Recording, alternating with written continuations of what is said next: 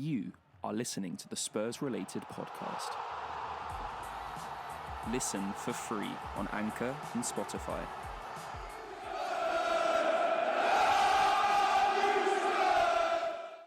Hello guys and welcome to another Spurs-Related podcast, and as always we are joined by my co-host Joseph McBride, and as you can see guys, we got him back on again. Number one Irish Tottenham fan, Ireland's number one answer to the managerial merry-go-round crisis. It is your boy Dave Harris, Irish Hotspur. Welcome on in, Dave. As always, pleasure to have you, mate. No, thank you so much for having me. But look, I've added a new tagline, lads. We were watching last night. You should have clapped onto this. It's the Irish sensation from a secret location, lad. It sounds good, doesn't it? All right, we'll go with that one. Thanks for having me back on, though, lads. I really do appreciate it. I love coming on here. It's always a riot when I come on here. No worries. Yeah, it was a barrel of last time, and no, we'll remember that catchphrase again. The Irish sensation from a secret location. Unbelievable. So anyway, Dave, how are you doing, mate? And how's life? Obviously, we know what's going on with Tottenham, but how are you doing in general? Yeah, no, look, I'm all good. Look, to be honest with you, I thought I'd be sitting back over in Lanzarote on a beach. You know what I mean, with a nice big pina colada, lying back on a deck chair. Catching the rays, showing the sun rays coming back and getting it, looking a bit tanned. You know what I mean? But look, the news just keeps coming out every single day, ruining Tottenham's reputation, ruining my life. So yeah, no, here we are again. Streaming, like I said, I should be on holidays, but I'm not. So you're stressed as all of us. You're still stressing over the manager, of course. And without further ado, let's just crack on and talk about, obviously, within the last few weeks, Conte fell through, Poch fell through, Fonseca fell through, Ten Hag was in talks. Have I missed anything else? What's going on, Dave? Where do we go now? Look, for me, I've always said this, and I'm going to maintain this. Daniel Levy raised my expectations to be getting top four every season. That's where they're going to stay. So I want the very best man in the job. I don't want to hear any more excuses about money. He brought out a video there last week, on all the reasons why we can't get the best manager in, get in some of the best players, even though we're in the situation and the crisis we're in right now. It's a joke. Honestly, I've never seen any chairman come out to that extreme length to the way he did with that video to put everything on the table why we can't sign players. And it's always why we can't. Let's turn this negativity and let's start being proactive around this football club. At the end of the day, all the big teams now that are successful, they throw the money at the managers to get the right manager in, and then they throw the money at the players to get the right players in. And it's about time Tottenham started acting like that. Oh, okay, we were after going through a pandemic, but so did all the other Premier League clubs. I don't hear any of them coming out crying and moaning about it because they know they're going to make it back over the course of this season. You know what I mean? Daniel Levy, I don't know what's going on there. It's a joke. But with the manager situation, look, the problem is that it's money. Conte walked away because of money and 4 staff instead of 7. Now, look, you can look on the flip side and say, okay, maybe if it doesn't work out with Conte, because the character is, if things don't go his way, he'll walk out. But then that just goes to show that Daniel Levy is probably if he does come in, won't be willing to get what he give him what he wants, because he's already preempting that he might leave the club and he doesn't want to pay off 7 staff instead of 4. So, that's concerning. With Pochettino, look, to be honest with you, I was all for him coming back, getting back. Because at the end of the day, with Pochettino, we could have built a legacy. We could have built a legacy like Alex Ferguson done with United. As much as I hate to say this, that rat Wenger doing it with them stinky gooners. You know what I mean? We could have had a legacy like that. But we decided to sack him. Daniel Levy thought he's a football expert, looked at things, sacked him. He says, oh, well, we're scoring goals, but defence is the problem. Let's bring in the best defensive manager in the world, Jose. So let's bring him in. He'll be able to shore it up. And it worked. It was working. We were top of the league. We were up challenging for the league up until October and November.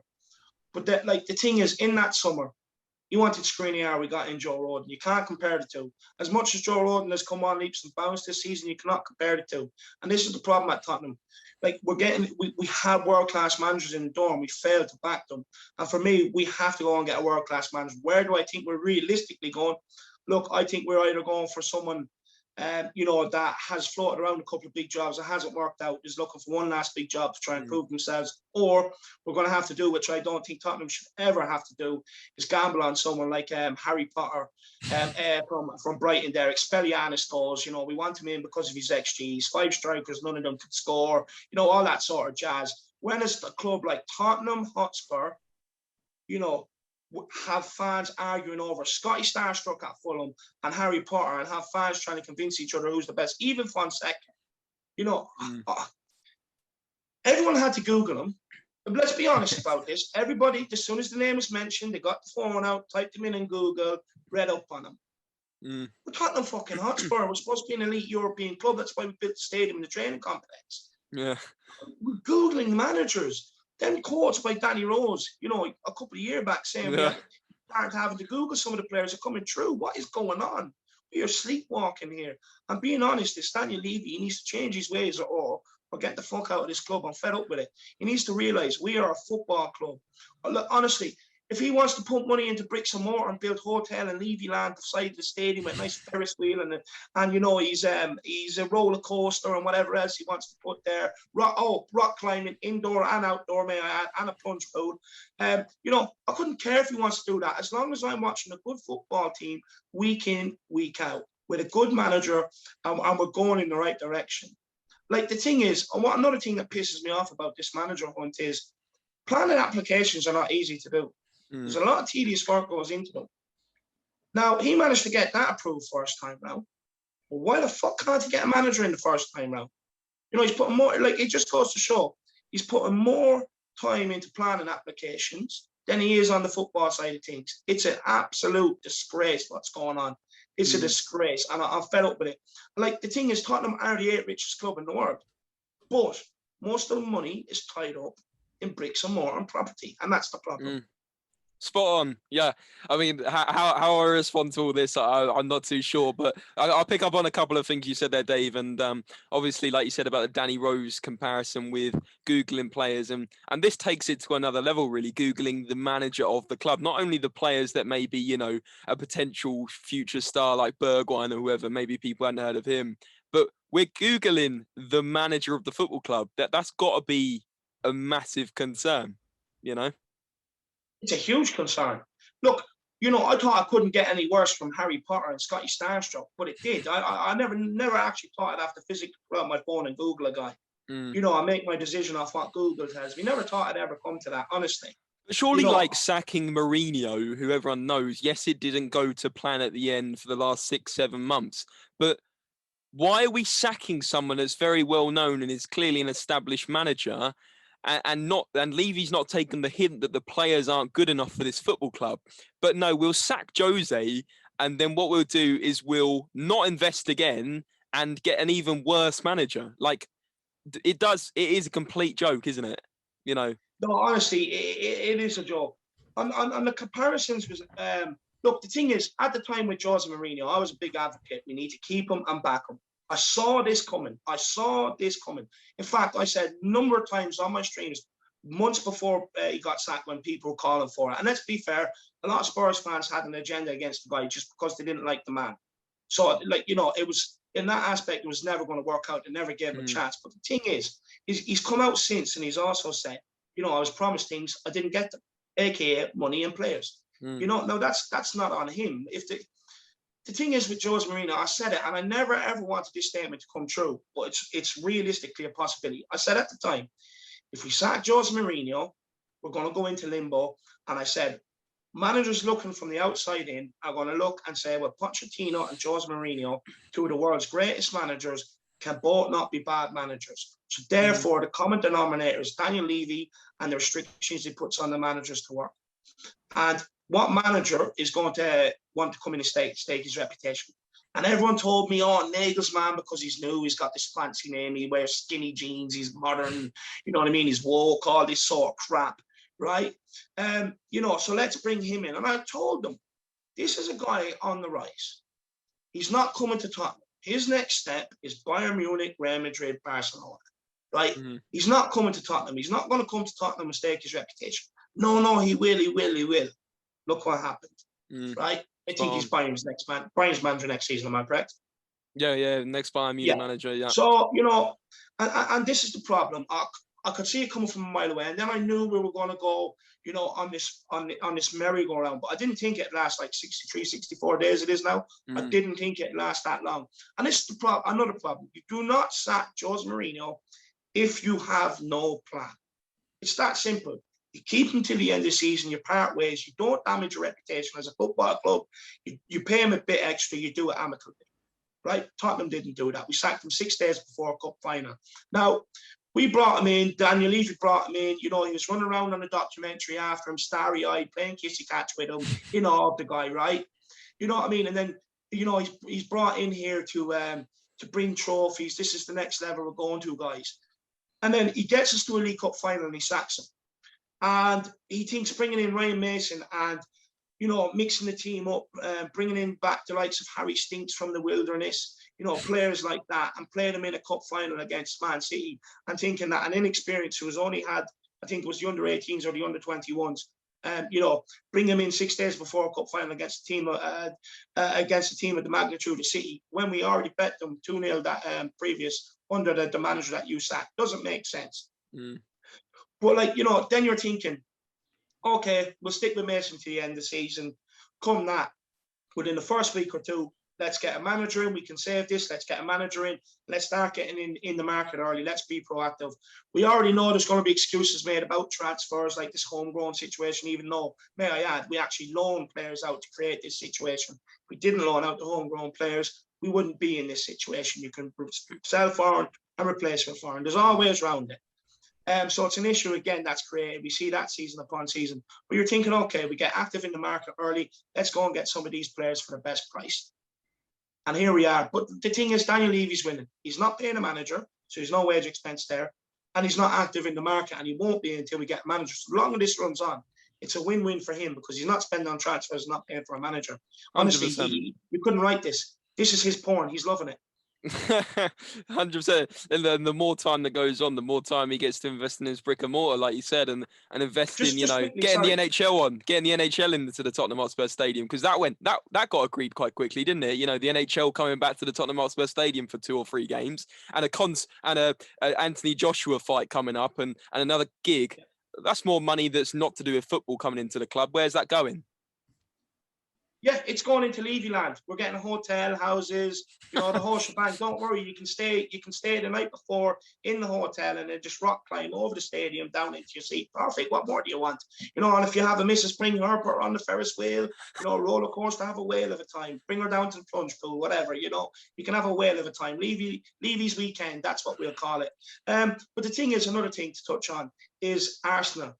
Now, another thing I referenced was, we need to be careful because we're going down the route Arsenal went down.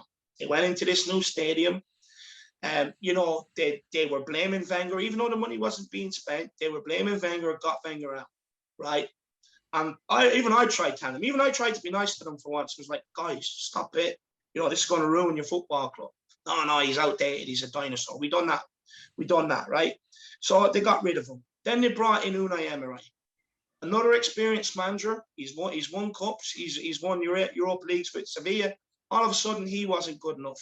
Turned their nose up at him, and then they were left in limbo. And they've done what we've done with Tottenham. Now, with Arsenal, from the outside looking in, manager's going to look, well, Unai Emery's been successful where he's gone. Arsene Wenger, look what he's done for Arsenal. They're both not bad managers. I don't think I'm going to go there. And then they went with Freddie Ljungberg, and now they have Pep's Kombich, Mikel Arteta. You know what I mean?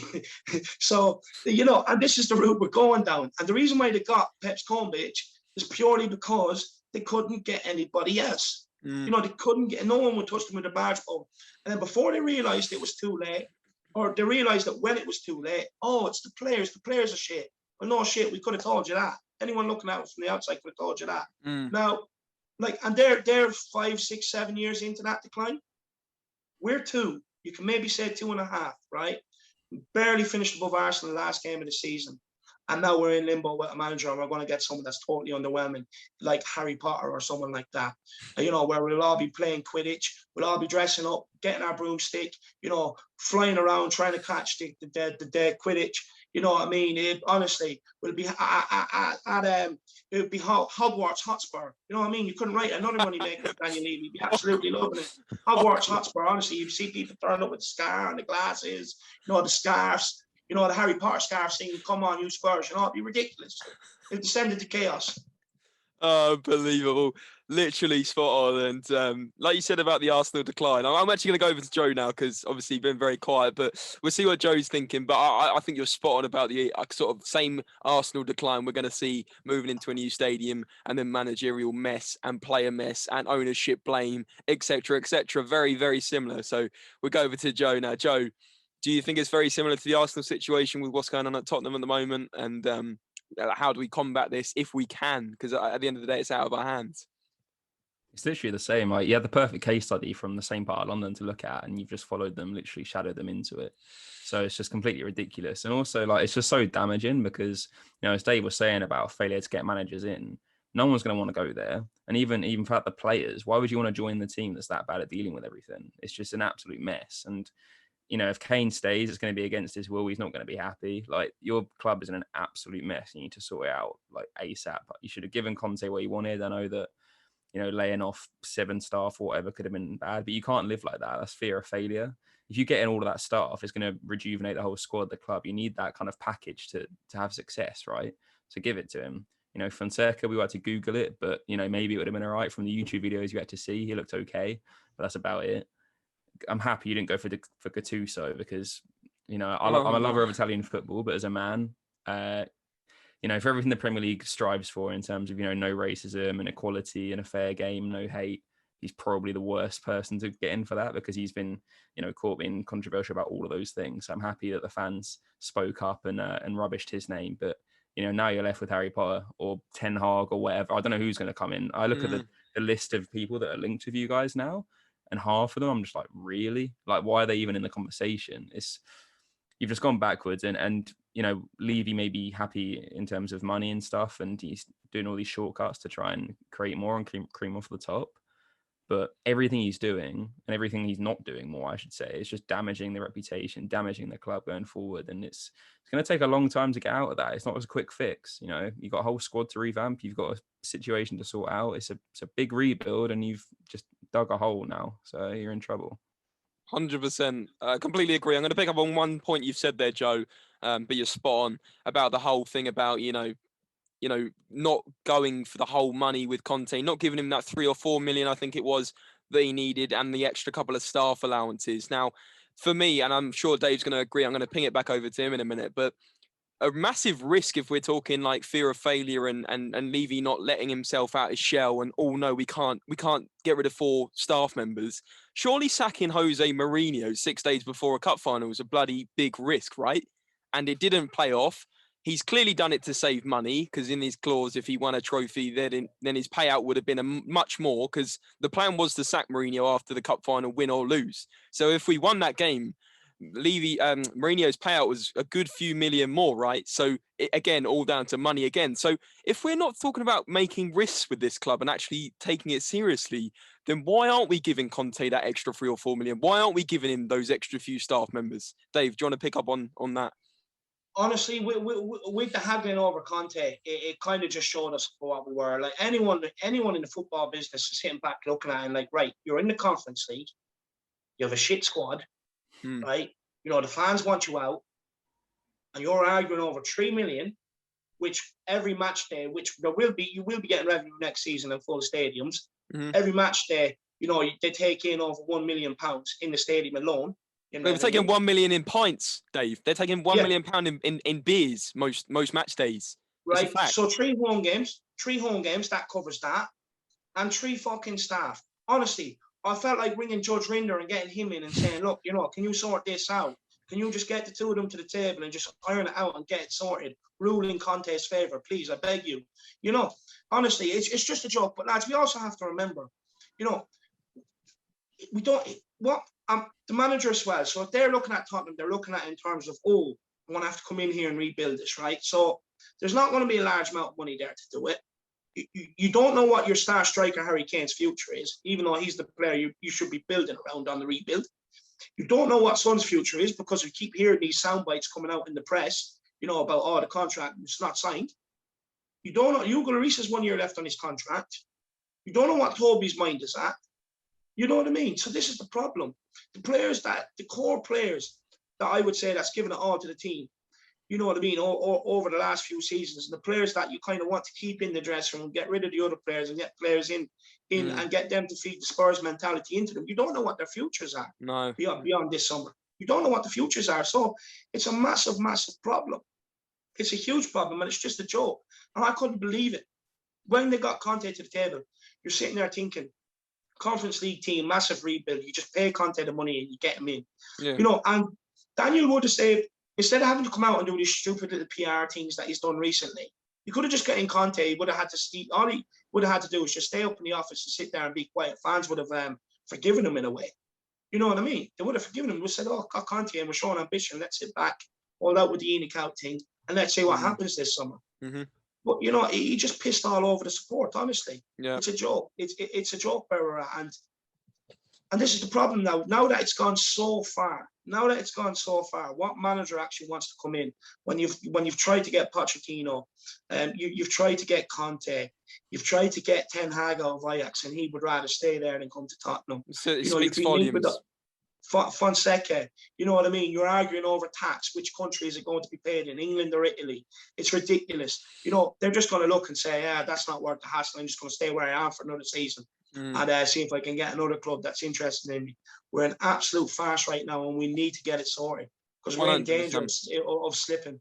100%. I'm going to pick up on one thing you said about the players sort of not being set in stone. The players like, Kane, Son. Okay, Kane looks like he might probably go this summer or whenever it may be. But I'm going to pick up on one you said about, sort of Son. This contract saga has been going on, I believe, pretty much all last season. Is he going to sign a new contract? Is he going to have a contract extension? Now, I'm not the most mastermind when it comes to contracts, legal stuff, but does that not tell you an awful lot about this club's future if Son's contract has still not been sorted, whether it's him to go or whether it's him to stay for another 2 seasons or whatever it may be? Son's clearly stalling on this. Son's team, Son's agent. So what? That says enough for me about this, where this club is going. If Son Son loves the club, he loves Tottenham. We all know he loves Tottenham. He loves playing for it. He's got a smile on his face all the time he plays for Tottenham, even though we're absolutely shies. But why on earth has that contract not been sorted yet? I tell you what, it's unbelievable because first of all, we know Daniel Levy loves money, so it makes sense. The revenue this guy brings to Tottenham on match days and from the Asian market and the Korean market alone is incredible. Yeah, it's incredible. He probably brings the most short sales at Tottenham along with Harry Kane, this, that and the other. So I'm surprised he hasn't got this over the line because from revenue and financial income to Tottenham, it makes sense to do it. It makes sense to do that. But just in terms of the player alone, it makes sense to do it. Look what he's done for Tottenham. Look at the moments he's had in the Tottenham jersey. He's an unbelievable player. He loves the club. He gives his all. He's constantly playing with a smile on his face. He was in bits after the cup final against City. You know what I mean? He clearly loves the club. But at the same time, and another thing actually, you've seen in the sensational documentary, he moved from where he was living to a house closer to the training ground and stuff like that. So that kind of does give me a bit of hope that maybe he will sign. But at the same time, we can see that the control Son's father has over Son in his career. He's put all that time and effort into him since he's a kid. And we also have to remember that he has the weight of career on his shoulders. They see him better than Park Ji-sung, but Park Ji-sung has won more than him. And they think Son is a better player. And most of the Koreans, they want Son out of Tottenham. They want him to go. They want him to go to a massive club where he's going to win trophies. They want him out. And that's weighing on him. But not only that, why would Son stay? If Kane is going, Hugo Lloris might be going. Toby Alderweireld, we don't know what the situation is there. Why would he stay? Why would he stay? Although, okay, he's going to be the star player, but he has a hunger to win trophies. He has the desire to be the best. So, unless you're going to bring in players to match his ambition and as good as him and compete with him, why would he stay? He's probably holding out to see what see what way the Kane situation goes. Exactly, and it goes hand in hand with both the Kane situation. Is his, partner in crime almost going to stay? It therefore affects his performance, affects Tottenham's chances of, being higher up in the league, having success with Kane. And he's also waiting out and seeing what fraud of a manager we get, because, you know, and this is what also frustrates me even more when we talk about it in terms of Levy not reaching further into his pocket, is the fact that clearly Levy's not had success with getting pen to paper with Son. So why not get a good manager like Conte or like Pochettino? Oh, suddenly Son's really interested in staying because there's actually some sort of ambition in this club. Now there's not, because, you know, we might get, like you said, Harry Potter or Scott, whatever you want to call him, Parker.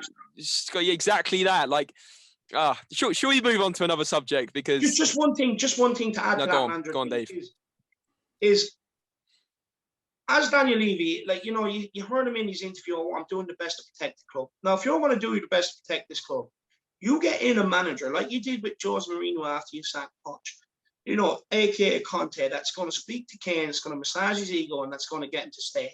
Same as Son, same as Lloris, same as Alderweireld. Yeah. You know, you get a manager that's going to get these guys on side and that's going to stick with them and give it another go. You get the manager in to keep your best assets at the club and protect your best assets. And we're not doing that.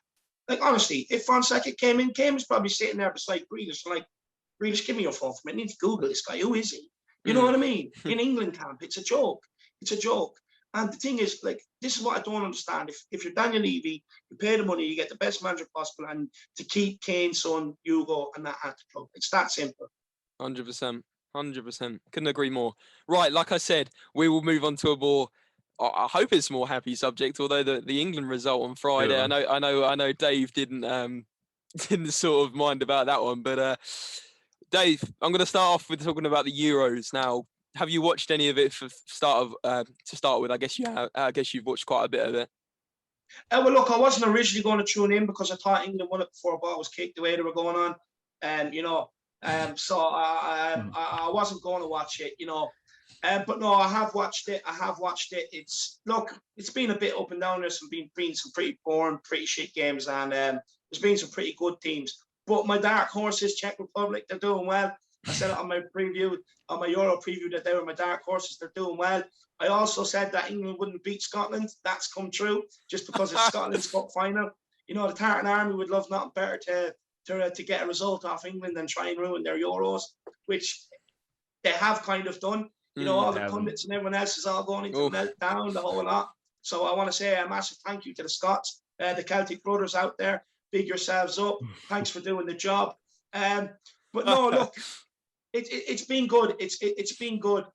But yeah, look, I'm just delighted. I don't think it's going to come home, unfortunately, lads. Especially what I've seen against Scotland. They didn't have the bollocks. They went out there not to lose, rather than going out there to win the game and make a statement on the competition. I think that's the problem. And I don't think they have the best number 10 in the world. And I don't think they're utilising him enough, Harry Kane. They're not playing to his strengths. You have Sterling one side who's constantly wanted to cut in and have shots, and he's a bit greedy. You need wingers there that are going to feed Harry Kane, and midfielders that are going to be brave on the ball and get the ball to Harry Kane early. And they're not doing that. And I think it could end up causing them a problem. I don't know why we haven't seen Sancho. That's another one I don't understand. I think that's an insane decision. I think it's insane. Look, France, I thought it would do well. They've kind of let me down a little bit. But Portugal as well, I was very surprised they got bet by Germany the other night. Yeah, we thought very Portugal surprised, maybe. And they're in danger of not going out. They're in danger. They could go out. You know, if they don't beat France or get a point there, they could end up going home. At 3 the group points. stage. So no, it's been pretty good. It's been pretty good. And look, I know people are going to say, "Oh, well, Ireland's not there. This, that, and the other." We're there in spirit, and that's all that matters. Spot on. Yeah, like you said about sort of Portugal, potentially could go out with only 3 points. If they lose to France, of course, 3 points. They've got to be top 4 out of 6 third place teams. So I know there's a lot of third place teams that are actually 4 points or on track to get 4 points at the moment. So, you know, like you said, it could be they could be in trouble. We'll quickly go over your predictions. So you said Czech Republic is your dark horse. Who do you fancy to win it? I did say Portugal to win it, to be honest. I was struggling to look past Portugal. They have such a talented squad. I do think they'll beat France, though. I do think they'll beat France. Look, the French have been disappointing. I hate that Griezmann guy. He's just a Lego version of Gareth Bale, to be honest, isn't he? A miniature version of Gareth Bale with his little bun and stuff like that. But look, Lego Mbappe, Gareth look. Bale. Sorry, Lego Gareth Bale. That's unreal. But Mbappe as well, you know, he's been good, but he just hasn't been clinical, and I think that's the French's problem, and the kind of with the players they have, take the game two teams. Stop sitting back and soaking up and trying to use Mbappe's pace on the counter. Take the games two teams. Mbappe's good enough to get on the ball, beat 3 or 4 players, and put it in the net. So play like that. Have faith in your team. Deschamps, you could end up ruining their competition. But yeah, I'm still going to stick with Portugal. I think they'll have enough. All right, we'll see. We'll see on Portugal. It's an interesting call after the 4-2 loss to Germany. But like you said, it's only one game. Could change very quickly. Joe, we'll go with your prediction. I know you've been banging on about it's coming home, a bit like me, but we've seen a bit of a sign to England on Friday that we didn't like. So what's your prediction? Yeah, I'm on a different kind of wavelength to everyone else. Everyone was crying after the result. Me and James watched the game together, and we had a bit of an argument after the game because he was saying it's terrible, like it's the end of the world. That's it. There's no chance. And I'm like, it's just not that bad. As you said, it's their cup final. It's the biggest game in Scotland for 25 years. For us, it's just, you know, any game when we've gone past the group stages is bigger than that. You know, fair play to them. They did well for the draw. Probably could have taken the win, but you know, we'd never won the opening Euro game ever, and we did. If it was the other way around and we drew to Croatia and then beat Scotland, we'd be in exactly the same position, and everyone would be, you know, up in arms saying, "Oh, it's coming home," you know, doing really well. The thing remains: if we beat Czech Republic tomorrow, or I say tomorrow, we're recording this on Monday, Tuesday the 22nd, which we will 2-0, then we're top of the group and it's fine. And France are imploding as usual. You know, they have a good tournament, and then, you know, they're all so fancy, and, you know, they argue in the camp. Deschamps, you know, always comes to blows with players. Mbappe hasn't looked his best. Him and I think Giroud's come to a bit of blows. They just implode. That group is anyone's game at the moment. Hungary can have so much confidence as well playing Germany. I'm excited to see how that goes. I think one of the teams from that group will make the final, but it's coming home. I think we're going to win it. I genuinely have a feeling we're going to win it. And I'm sorry that's not going to be very popular. James doesn't agree with me. And I know Dave, it's probably the last thing you want to happen. But I just have a feeling we've got it. We get a bit of momentum going. All I'm going to say after all of that, right, because me, as you know, me and Joe have differing opinions on England. I try and stay positive, but after seeing it on Friday, like Dave, I don't think it's coming home. However, all I'm going to say is Joe has been very confident about being Czech Republic. Now, all I'm going to say is this podcast will be live after that result. Like that will be this podcast is going live on the Wednesday or Thursday, right? And we could potentially have lost to Czech Republic at that point. So I'm not going to make any predictions. And I'm sure Dave thinks potentially Czech Republic could cause England some problems. So that's all I'm saying right now. Czech will still go through, but we'll beat them 2-0. I don't know, you know. I don't think so. I think Czech Republic's going to cause you a bit more problems than what you think. Yeah, Czech Republic are going to have no fear. They're going to have no fear going into this game. They're already going to qualify from the group. They're going to have no fear, and they're going to stick it to them. Trust me. And just look. I don't want to take the air out of your tires, but look, it's not coming home. Southgate doesn't even know his best 11. It's ridiculous. He genuinely does not know his best 11. You know, you can all sit there and think Southgate, you're the one, and Barmy Army, and all this. At the end of the day, it's not coming home. It's not. I know a lot of you are probably all queuing up. I heard suit shops over there have never been so busy. Everyone's getting fitted for suits, you know, for the public parade. You know, it's coming home, but it's going to be like 96 all over again. You know, even Phil Foden, right? You got the Gaza haircut. You know, it's a home tournament. It's going to be like 96 all over again. You're going to get to the semi-final and you're going to be knocked out. And I, for one, definitely, that's when my Euros party will start. And look, it's not that I hate England, but there's nothing better than good old-fashioned rivalry, lads. Oh my goodness. Well, we'll certainly catch up with you during the knockout stages, Dave, and see your opinions then. Maybe we'll get you on again. If it does come home, you will not find me. Yeah, that's fine. If it doesn't come home, though, we can certainly have a chat about it at that point. But we'll move on now. Like we said, we've got some questions for you, Dave, that we've thought of and, you know, sort of collated over the last few days now. First of all, are you ready for them? Because there's some interesting ones coming up for your way. Fire them at me, lad. I'm always ready. I'm the Irish sensation from a secret location. We'll crack on with the questions. So, anyone from the Euros in terms of player-wise has stood out for you and that potentially Spurs should go for? Now, I know what you're going to say in terms of Spurs won't go for them anyway with financial reasons, but who's stood out for you in the Euros in terms of, standout performances? I have to say I like the look of Patrick Schick from Czech Republic. He's 3 goals already. He's looking confident. I like the look of him. Who else would I say? I like that guy Goossens that plays for Germany.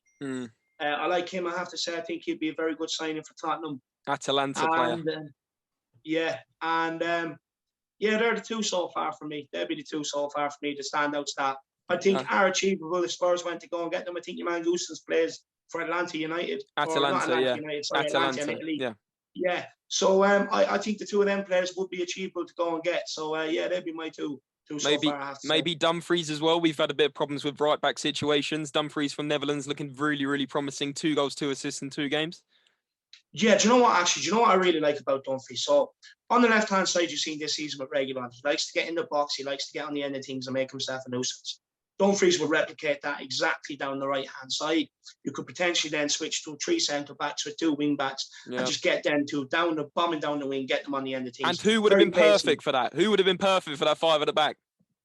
Antonio Conte. Exactly. Antonio Conte. So look, Judge Rinder, if you're listening, get out there, get it sorted. Brilliant.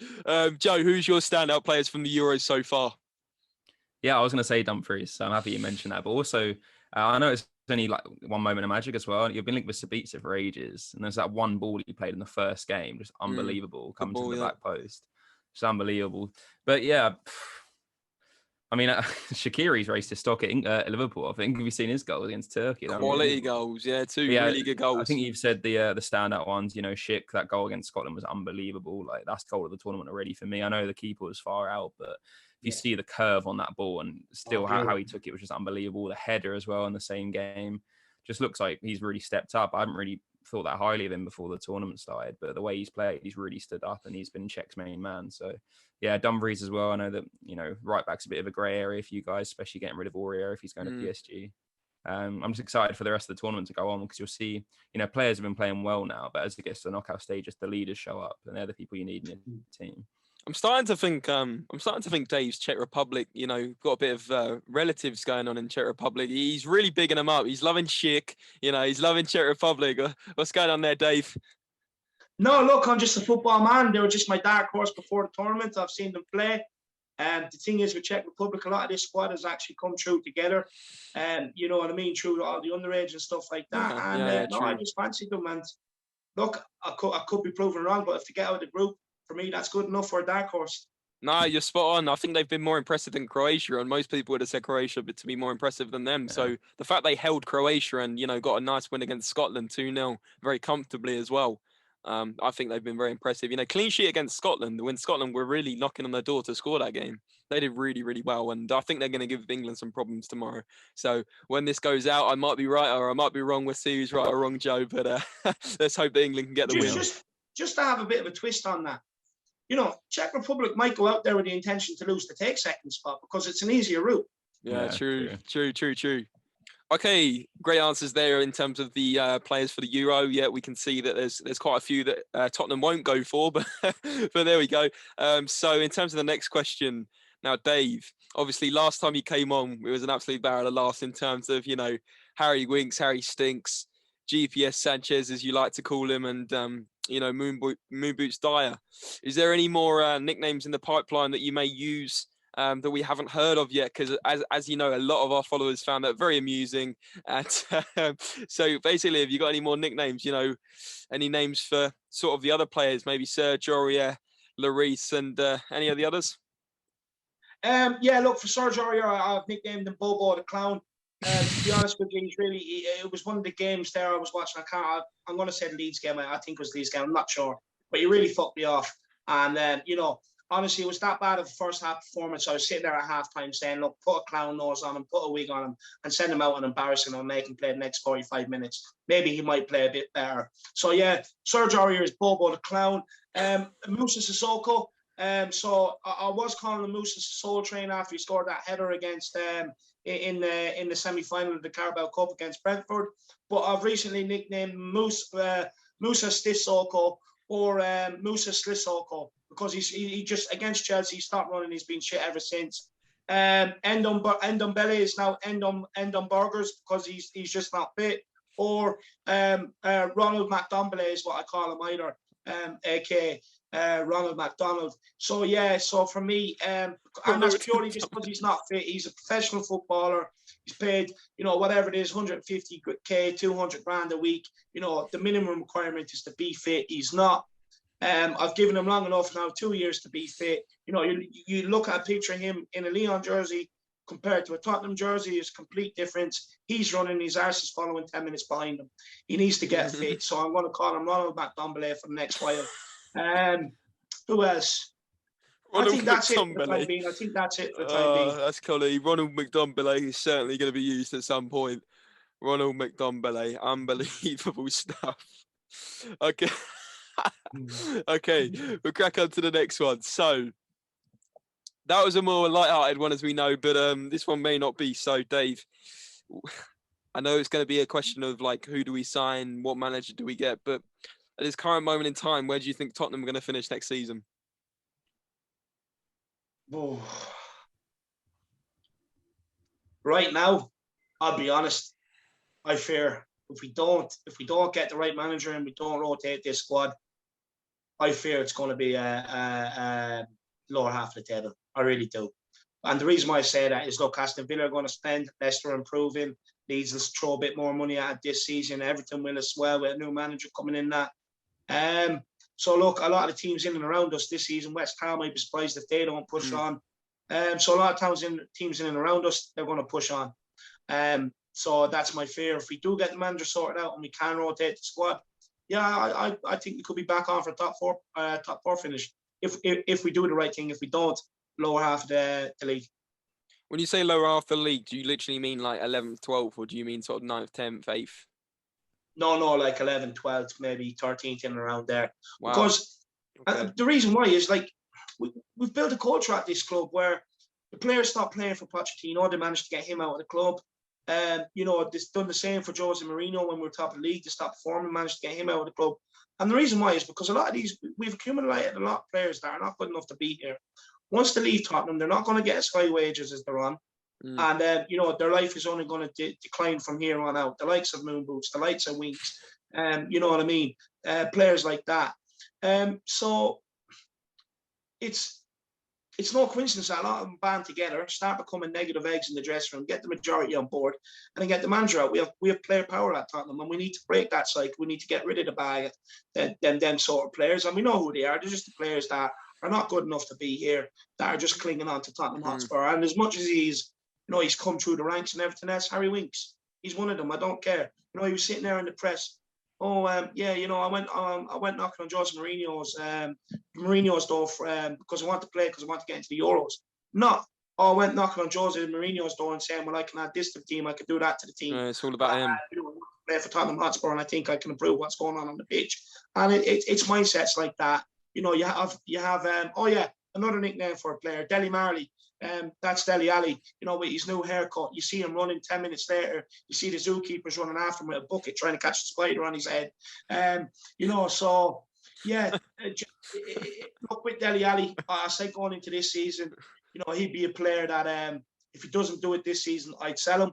Because, like, thing at Tottenham, we give these players too much time. We always make excuses for them. Oh, his washing machine broke last night. He's not right in the head. He's thinking about how his wife's going to wash the clothes and stuff. It's affected his performance today. It's a joke. We're always constantly making excuses for these guys. Constantly, always had a bad season. But next season, Harry Winks, prime example. He comes on, he plays one good game this season. I think, can't even remember what it was, but he played one good game. And everyone's like, oh, maybe we can use him in this position, use him in that position. At Tottenham Hotspur, we need to act like a big clubs. We need to get that mentality. If a player doesn't work out within a year or two, you ship them out and you bring in the next guy, and hopefully he's going to grab his chance. And we need to do that. And if we don't do that, that's why I predict lower half league finish. Yeah, I don't blame you. Yeah, 100%. I know it could change depending on what manager we get, but even the managers that would have made us a top 4 club, I think have gone now. I think we're going to be finishing no better than this season for me anyway. And Joe, what's your opinion on that as well? There's so many uncertainties. It's hard to make a prediction. You haven't got a manager. You don't know who's staying, who's going, if anyone's going to come in, the intention. There's so many things that could change the number. It's so hard to say. As you were saying right now, I mean, right now you've got, is Mason still interim for now? I don't even know. Like, is it just vacant? No. Is it just completely No, vacant? We've got no manager for 60-something days. It's ridiculous. Well, the squad's incomplete. Yeah, 10th, I reckon. If it was right now, you'd played it. I think you'd get 10th just because you'd get over the line in some games, but I don't think you get any higher than that. Yeah, I completely agree. And sorry to rustle some feathers, even if you get a decent manager in and turn it around, I don't think you'll get near the top 4 the next season either. Like, it would take another season at least. I think you'd get 6th, maybe highest if you sort it out now, but I don't think you'll get in top 4. See, Joseph, you're lucky today because, look, usually I wouldn't let a Liverpool fan get away with talking about my club like this, but honestly, there's no positivities. I can't defend it. So you get a free pass this time. Oh, spot on.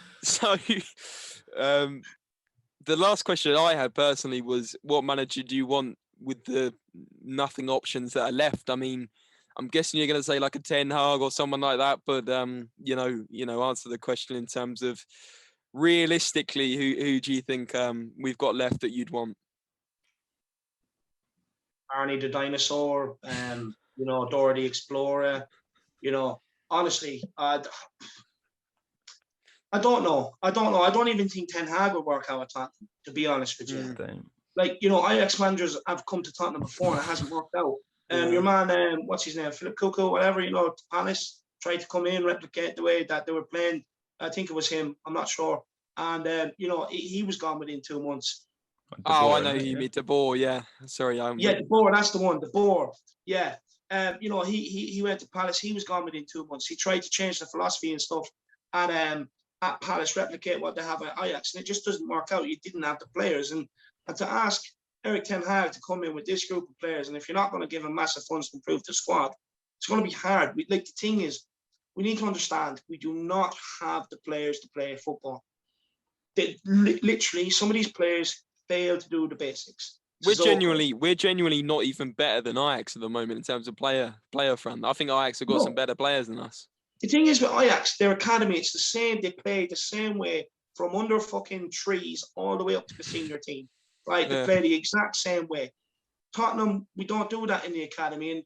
And we have players now that we're left with that. We have great attacking players who can make stuff happen on their day. The likes of Lucas, he's very skillful on his day. Again, his end product isn't the greatest. Ronald McDonald, if he got his ass in gear, he could be special. And then you have Kane's son. But then we also have, bad midfielders and bad defenders who cannot get the ball to. So it's a mismatch. People want this idea of, let's bring in a manager who's going to play out from the back. Can't do it. We don't have the players to do it. Eric Dyer will panic. He'll either play a stupid pass or else he'll just balloon it into the River Thames and call the emergency services to go and fish it out. You have Harry Winks who in the middle. Honestly, I would love to play against him week in, week out. I'll just backhander him, say, give me that ball. Thank you very much. Because he's not fighting him. He has no fighting him. You just pick Harry Winks' pocket every single time. You go back and watch the Bayern 7-2 game. They've targeted Harry Winks. They just picked him every single time. Who else? Even if you put in Musa Sissoko in there, right? Again, he's like kicking a ball off a concrete wall. You kick it to him and it just bounces off him. He's no composure on the ball. He's no composure. He's as much composure as me in a McDonald's queue waiting to get a Big Mac, which is 0, by the way. It's 0, right? I get sweaty. I can't wait for it. I get excited. I think of the melting cheese and everything. Sissoko, he's no composure. Right back situation. It's an awful mess. Matt Doherty, no composure on the football. Serge Aurier, the guy, honestly, why is he not taking conversions for a rugby team? He puts in a cross and it goes into the stand, right? He's a joke of a fullback, right? And this is the problem. We don't have the players to play out from the back. We just don't. So unless we're going to rectify that in the market, we should have kept Jose Mourinho. We should have kept Jose Mourinho unless we're going to rectify that in the market. I don't know where to go from here. I'm genuinely at a loss. The only thing I can think of is maybe Zidane. He's a free agent. Maybe you might be able to get him in. I know a lot of people don't want Zidane at all. But look, he's won 3 Champions Leagues. back on the trot. He can't be that bad. He can't be that bad. What about Gareth Southgate? Oh no, Jesus, no! He's such a brown nose. Honestly, he's the biggest brown noser in football history, right? He is. You know, he says all the right things. You know, he looks good with his little waistcoat. He has his song, Southgate, you're the one, and all this sort of crap, right? And he says all the good, like, you know, Mr. Soundbites is what I call him. Everything he says is smooth. But then you look at his team. He's some of the best talent available to him. Some of the most raw talent. He has players there, the likes of Jude Bellingham. Unbelievable. He's box to box. Anytime I see the guy play, I've watched him play in friendlies. He's just a nuisance. You need players like that in there. Sancho, you have players that are going to be raw and not afraid at this Euros. Play them. They're better than some of the players you have there. You know what I mean? Play them. And for me, he doesn't know his best 11. I do not want this guy at Tottenham Hotspur because it's exactly what Levy wants. He can stick his hand up his arse and move his mouth like a puppet and get him to say exactly what Levy wants to say. He's Mr. Toe the line. I do not want him. I cannot stress this enough. I do not want him. There you go. That's the answer to that. I feel like we need to put that one on social media in some kind of sound clip, but yeah, ironically with a sound bite. Over, lad. The whole country be a meltdown, lad. It's just the thing is, I've seen like after the Euros, Southgate is a link, and obviously if England don't do well, then obviously Levy will be like, oh, Southgate's available, but it's going to happen in terms of it's going to be a link after the Euros if we haven't sorted our manager by then. I'm telling you. Yeah, we'll get Southgate in and Levy will be doing what the likes of AFTV, you know, man, Robbie done for Party where they done that stupid dance and stuff, you know, to announce his signing. Daniel Levy be there on the microphone at karaoke giving, the press would be there, he'd big them all up, he'll come out in karaoke and he'd be singing like, Southgate, you're the one. You know what I mean? Ridiculous. You can see it coming now. Another social media stunt. I do not want that guy anywhere near my football club. I think that's very clear, Dave. We're not going to talk about Southgate anymore because I know it's boiling your blood. But it was an entertaining listen. So I'm out of questions in terms of my ones. I know Joe's got a couple of questions, so I'm going to hand over to him now. No one mentioned of Southgate, so don't worry about that. But speaking on the England squad, what are your thoughts on Grealish and Rice as an Irishman? Obviously, they played for you in the ranks and they switched to Legion. So I just kind of wanted to hear your thoughts on that, you know, how it is in the country and all the rest of it. Grealish is a perfect one because it can tie this into Tottenham as well. Brilliant. Right. So when the guy was 16, everyone knew in the Irish ranks, this guy is going to be the next big thing. Right? He used to play for the Ireland underage help. Now, when he was 16 and we were going through the rebuild we have, I don't care. You cap the players. I don't care. You just bring them in, cap them young, and get them in an Ireland jersey. We failed to do so. We didn't give him his chance. And then by the time we were ready to give him his chance, he should have been in the squad 3-4 years before we even were ready to give him a chance. Then next thing, England came calling because, look, Jack Grealish is a fantastic player. He's the most foul player in the Premier League because he's the player that plays forward the most. He's constantly driving at people with the ball, constantly trying to play forward passes, trying to beat people. He's brilliant. So for me, it's a big disappointment that Ireland didn't cap him. Again, Tottenham, we were arguing over, what was it, 5-10 million? Honestly, all Daniel Levy had to do was ring me up and say, David, is he good? I could have said, look, get this guy in. You know, he's a player. He's just going to be class. You can tell he's going to be class, right? Look at how low his socks are. You know, that reminds me, I think it was Muller when he burst on the scene with Germany. Yeah. Low socks, just elegant footballer. You know, he's a blast from the past, Jack Grealish. He's one of these players. He's not afraid. You get players now that are scared on the ball. They'd rather revoke responsibility and just pass it sideways and give it to someone else to do something with it. Jack Grealish doesn't give a shit. He gets on the ball. He drives at players and he's constantly playing forward. Declan Rice, look, we brought him in and played him in a couple of friendlies. And I genuinely thought, brilliant, we'd be able to get him in. You know, he's that player in midfield we need that can win the ball. And, you know, he's a composed lad. But look, he done the dirty on us, didn't he? We went to cap him, and then all of a sudden, again, England came calling. But you don't blame England in a way. You don't blame them. Like, look, over the years, we've capped a lot of players, you know, that were English, and we've actually, like, you know, 86 Stuttgart 86, I think it was, you know, where we bet England, and a lot of the players were English. You know what I mean? So I don't blame them. They don't want to let any of that happen again. And look, while we're down in the dumps with not so many good players, I suppose they're going to keep us down, aren't they? They're not going to let us cap some of their best under 21 players or some of the best players, are they? That's spot on. Like I say, good old-fashioned rivalry. Yeah. They don't want us to come back. And finally, on that front as well, I know obviously you're not the biggest lover of England. You definitely don't think it's coming home. If I could go into a future realm and say to you, Harry Kane will stay if England win the Euros, would you take it? I would, because I'll be honest with you right now, with how bad Ireland are, I'm in love with Tottenham more than the Irish national football team. And look, Tottenham was always my first love. Before international football came along, I was a Tottenham fan. And look, I love this club more than anything in the world. I know people can call me sad, but this is my everything, this football club. You know, I wake up, the first thing I do is look for Tottenham news. I've even got my own YouTube channel, which I never thought would happen, doing Tottenham content. And for me, it's everything. It's everything. So, yeah, I would. I'm not going to say it, but yeah, what you said, the answer is yes. There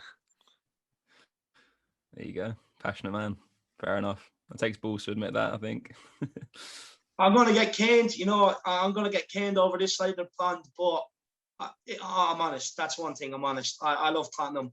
And like I said, it's my only love in life. And yeah, without Tottenham, I'd be lost soul. So yeah, no, I have to admit it would be Tottenham. Keep Kane. Okay. Is that all your questions, Joe? Yeah, that was the main ones. I just wanted to get the Grealish and Rice one in there. Cheeky boy. Anyway, we're talking about Kane. We've been talking about Kane at the end there. It's been official now, as we've been on this podcast. Officially, Manchester City have bid £100 million for Harry Kane as an open bid in terms of an initial bid, starting bid. And there's been talks in the press, and various journalists have said that there's an option for players as well. The likes of Laporte, Sterling, and Gabriel Jesus have been talked about. Now, I'm going to get you guys to obviously state your opinions on this, but in terms of obviously, you know, all the big news companies, Sky Sports have now officially said it. Fabrizio Romano initially said it. 100 million has officially been bid for Harry Kane. Now, obviously, we saw this coming. It was always going to happen. They were always going to try their luck this year. Dave, is 100 million enough for you, or do you think it needs to be at least, 50 mil more than that? To be honest with you, if we do sell him, I want the 150 million upwards. Even 150 million, I'd still be a bit dubious. I'd want 200 million. Look, he's the best number 10 in world football. Okay, you have Haaland up and coming, but if for me, look at his goals and assists. Best player in the Premier League in a struggling top team, right? Now he goes to City. He's going to bag 40 goals a season. Easy. Easy. Honestly, they're just going to serve him up the ball on the play. And if every football fan can see it coming. So for that alone, I would be charged. I would want 200 million. To be honest with you, what I really want to happen is I want Daniel Levy to price him out of the market. The Kane situation is in our hands. He's 3 years left on his contract. You could just turn around and say no. And the reason why I say this is because Harry Kane's not the sort of character that's going to down tools. I can see him coming back next season, proving a point, having an even better season than he did last season, dragging Tottenham to more than what we had last season, and basically making it hard for teams not to come in and try and take him away from Tottenham next summer. So for me, I'll definitely keep him for a season, and within that season, it gives us a chance to turn his head, show him we are going on the right path, we're getting the right manager in, getting the right players in. It gives us a season to maybe him thinking, we're onto something here. But off the back of that, Dave, that's obviously the ideal situation. I completely agree with you. I think that's what we should do. However, do you think realistically we are going to go into the right direction? We are going to recruit the right manager. We are going to buy the right players in terms of, like you said, the PR stunt with Levy earlier. He's clearly not going to invest a lot of money this summer. He said that. He said we've got brick and mortar. He said we've got stadium to pay for. We've got a lot of debt, millions of pounds, millions and millions of pounds. Do you think, honestly, we're going to go in the right direction within the next 12 months? Not only is it millions of pounds, it's long-term debt. So it's going to be generational debt, which is actually very, very concerning from a Tottenham point of view. We need to start looking into that a bit more, because he can sell Tottenham, but that debt is still all going to be on Tottenham once they go. So we have to look into that a lot more and really see what the long-term future of this club does hold, because that's concerning. But look, do I think he's going to do the right thing? Me personally, no. I really don't. I do think he's either, look, for me, I think if we sold the stadium naming rights, that would have funded this summer. We didn't do it, even though we brought in somebody to do that, actually, by the way, a couple of months ago. We still haven't done it. So for me, I think this is the next best option for Daniel Levy to try and get the money to rebuild. But as I said, this money's not going for a rebuild. It's not going to a rebuild. It's just going to replace what Harry Kane Harry Kane's left behind, goals and assists. But look, this is all on Daniel Levy. This right here, where everything has come to a head. There's a bid for Harry Kane on the table. There's potential he could be gone. We've no manager. We've a shit squad. We've long-term debt, and we've no direction. This is where it's all come to a head. And it's up to Daniel Levy now to start putting the flames out, isn't it? Start putting the flames out. Start to City, get in the right manager. Get Daddy Lewis off the massage bed over in the Bahamas. Get him over here. Get him to open the checkbook. You know what I mean? And that's what he has to do. He constantly said we need to be prudent and on protecting the club. He said that in his interview. We'll start being prudent. Instead of, take your head out of the accountancy books and get your football brain on. Because with the accountancy books, right, he's a trained accountant, right? He's accountant all his life. You're trained never to go against the numbers. You're trained to ignore all the surrounding noise, everything else. Numbers do not lie to you. As an accountant, that's your Bible. Don't go against the numbers. But in football, it's about risks. You have to take the risks. Sometimes you have to ignore the numbers and go out and get the players in. Prime example of that is the Crystal Palace documentary on Amazon. They would never got promoted to the Premier League if who did they have in that time? Dougie Friedman. He went to your man Simon Parrish, or whatever his name is, and asked him for extra money. Get these few players in. We're going to have a magnificent season. He didn't want to do it. He was dead against it. We want to be self-sustainable, this, that, and the other. But he went and done it. He took the risk, and he got the reward at the end of the season. Promotion. In the playoff final, most expensive game in football history, the most reward. 180 million or something. 180 million pound winnings. Yeah. So the thing is, he has to take his head out of the books, ignore some of the numbers, and go and rebuild this club. They have to do it. If they sell Harry Kane, I'm sorry, but they're not doing what's in the best interest of this football club. And I know you're going to have the fans out there. Oh, we sold this player, we sold Gareth Bale, we sold Modric, we can survive. You know what I mean? Players come and go. But this is different. We've never done it at a time when we have so many positions in the squad that needs filling. We have so much long-term debt hanging over our head, and we have no manager. This is different this time. We need to keep Kane, and that's why we didn't build a stadium in the training complex to be selling Kane. We built them to keep our best players and bring players in that matches their ability and gets up to their level. So look, everything has come to a head for Daniel Levy, and we're really going to see how much he really cares about Tottenham after all this plays out and unfolds. Spot on. Couldn't agree much more. Yeah, we just got to wait and see what happens. Unfortunately, we can go to these protests, we can do what as much as the fans can do it, but at the end of the day, it's all down to Levy whether Kane goes, what bid they accept, and if they do accept one, or whether they basically say, you've got to stay till your contract and not accept the bids. At the end of the day, Levy's got the power, unfortunately, not us. So we just got to wait and see, I guess. Joe, you can answer as well. Go on, Joe. In terms of the Kane situation, I'm sure you have something to say. Yeah, as Dave said, it's going to really show Levy, Nick's intentions, all the rest of it. I think it's going to be like the Bale saga all over again. I remember every day, every week for that whole window, it was just back and forth, back and forth. It's going to be draining for everyone. So I can't wait to watch all of that unfold. But you're going toe to toe against one of the richest clubs in the world. So in terms of being stubborn and holding out for more, it's going to get to a point where the bid's going to be extremely high. I think players are going to be offered, and it's just whether you take it or not. I think for Tottenham's best interest, if you let him go, obviously it's dumb, it's suicidal, it's stupid. You're already in turmoil anyway. So you've got rid of one of the best managers in the world. You're getting rid of one of the best players in the world. You've got the second best player in your team that hasn't signed a contract yet. Alderweireld, Lloris, as we mentioned earlier, it could be an absolute just a clear out of everyone, and no one's going to want to join because there's no intention, there's no desire, there's no nothing. So they have to keep hold of him for Kane's best interest. Obviously, that's to go elsewhere at the moment. And I don't really blame him, and I don't think any Tottenham fan blames him. But you have to hold on to him, and it's a case of you can get a certain amount of money in that will justify, that will help you rebuild. But every club in the world will then know you have the money, that you'll need the players. Everyone's going to cost a lot more money. And in today's market, you know, players singularly can't really push more than 200, 250 million now. But average players now, players that wouldn't have cost a lot before, are getting charged for 40 million now.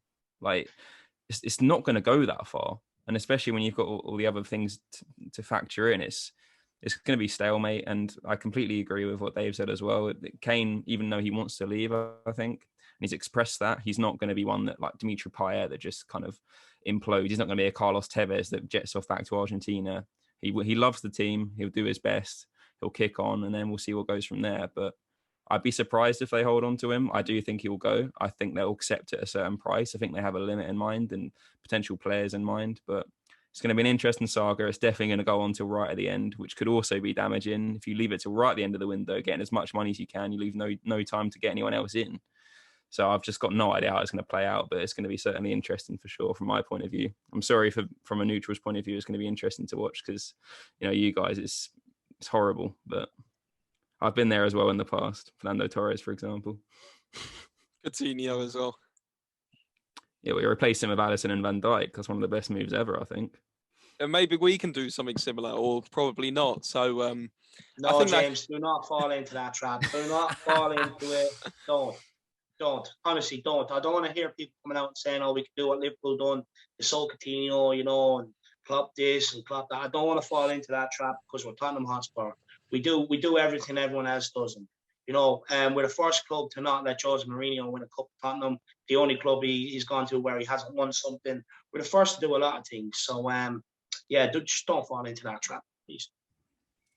Spot on, yeah. No, I even said it as I said it. I looked at your reaction. And I said, or probably not. You know, probably not. It's going to happen with Tottenham.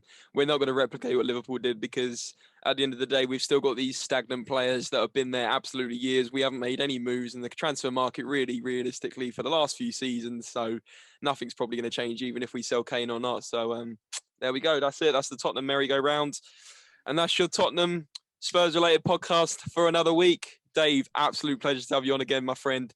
Anytime, you're welcome back on. And obviously, we'd love to get you back on for the Kane saga at some point to talk about the ongoings of that. So, like I said, thanks again, my man. And I'm sure Joe agrees as well. Love doing it when you come on. It's so much fun. It's great. It's more of a relax than a serious debate. It's just funny. No, look, thanks very much for having me, lads. It's a pleasure. And I'll always have time for you guys. You know, anytime you need me, just hit me up when I'm on. And I'm definitely down to come on and have a conversation with the whole Kane saga whenever you need me. Honestly, everybody that has tuned in, please make sure you do smash and subscribe on this channel. The boys are absolutely brilliant. It's a riot anytime I come on. It's a good laugh. It's so relaxed. And it's a great channel as well. Make sure you follow them on Twitter as well. They're constantly putting out the latest Spurs news on there and everything else. Two great lads. A great podcast. I thoroughly enjoy it. So make sure you do subscribe and up the Harris Army. Up the Harris Army, top man. It's well said. And of course, if you're not already subscribed, guys, obviously go and check out the Irish Hotspur, Ireland's #1 Spurs fan. Ireland's, what's the new saying? Come on, remind us again. So it's Ireland's #1 Spurs fan, Ireland's only answer to Harry Kane, and it's the Irish sensation rocking it from a secret location. Spot on, guys. So everyone, the links will be down in the description. Go check out Dave's socials and of course Dave's YouTube. Make sure you go and check out his YouTube channel and maybe even get yourself a membership over there, guys, and throw in the super chats because you can do those features over on that channel. So great stuff all around. And guys, you've been listening and watching the Spurs Related podcast over on YouTube, Spotify and Apple Pods, and we'll see you next time. All the best. Take care. Bye-bye. Come on, you Spurs.